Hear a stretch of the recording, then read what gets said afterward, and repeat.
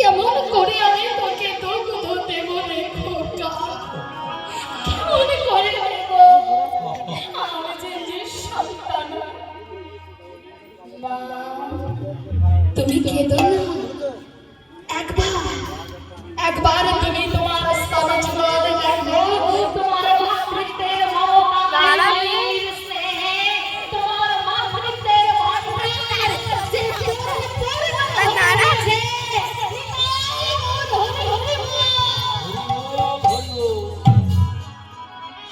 পদ্মাবতী দেখলো, তাই তো তার মায়ের স্তন দুধ তুই সেবা কর রে গো। এদিকে বাসুদন্ত স্নান করেছে আর চিন্তা করছে, জানি না পদ্মা কি করছে।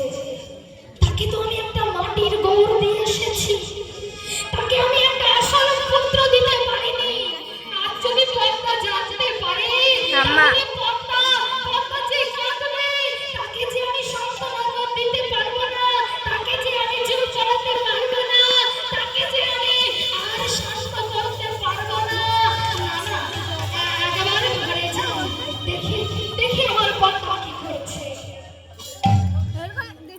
দরজা পদ্মা, ও পদ্মা, পদ্মা কি করছো তুমি? মা, বাবা এসেছে, তুমি বাবাকে আসতে নিষেধ করো। বাবা যদি আসে আমি আবার মাটি হয়ে যাব। তুমি বাবাকে নিষেধ করো মা, তুমি বাবাকে নিষেধ করো। পদ্মা তুমি দ্বার খুলবে, আমি জোর করে প্রবেশ করব। যেই না জোর করে দরজা খুলে প্রবেশ করেছে, গৌরার কথা বলে না, গৌরার কথা বলে না, মামা বলে আরে ডাকে না, গৌর আবার মাটি হয়ে গেছে। স্বামী, তোমায় আমি আসতে নিষেধ করেছি, দেখো একবার গৌর এইমাত্র আমাকে মা বলে ডেকেছিল, তাকে আমি আমার স্তন যোগানো দিয়ে তার আমি ক্ষুধাকে বারণ করেছি।